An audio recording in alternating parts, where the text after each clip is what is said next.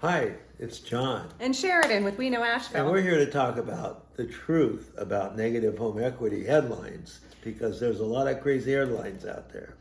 Home equity has been a hot topic in real estate news lately. If you've been following along, you may have heard that there is a growing number of homeowners with negative equity. But don't let those headlines scare you.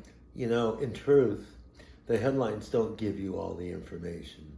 You really need to understand what's happening and at what scale. Scale is so important to understand. So here's a breakdown of one of those big equity stories you might have been seeing in the news and what's taking place.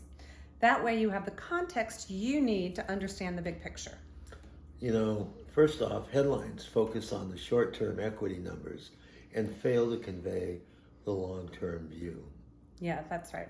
One of the pieces of news circulating focuses on the percentage of homes purchased in 2022 that are currently underwater. You know, the term underwater refers to a scenario where the homeowner owes more on the loan than on the house is worth. And that was a huge issue when the housing market crashed in 2008, but it's less significant today. You want to tell them why? Sure. Right now the media coverage is based loosely upon a report from Black Knight Incorporated. The actual report has a lot of information on it, but why don't you get a little glimpse? Sure. You know, what they say is on all homes purchased with a mortgage in 2022, 8% are now at least marginally underwater, and at least 40% have less than 10% equity stake in their home.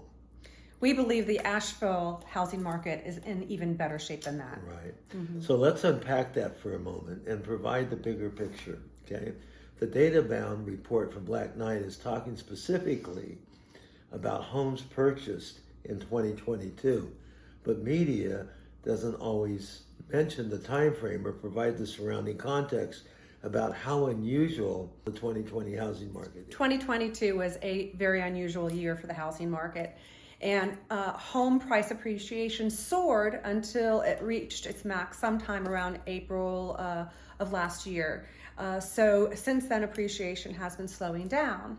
So homeowners who bought their house last year right at the peak, or those who paid more than market value in the months that followed, are more likely to fall under the being marginally underwater category. The qualifier for marginally is a huge piece of the puzzle that the media is not typically covering. So what does that mean for those who purchased a home in 2022? Yeah, that's a big question. It is, yeah. So let's talk about this. It's important to remember owning a home is a long-term investment, not a short-term play.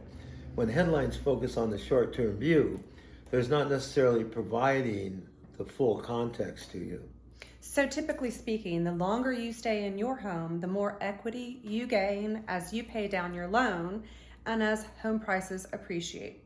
With recent market conditions, you may not have gained significant equity right away if you've only owned the home for just a few months. But it's also true that many homeowners who recently bought their house are unlikely to be looking to sell quite yet. So here's the bottom line.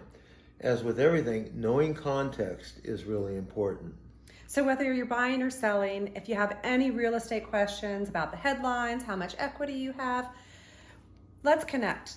We Know Asheville. We'd like to get to know you too and share the latest data, information on the Asheville housing market at no cost to you. Right. We're your experts and We Know Asheville.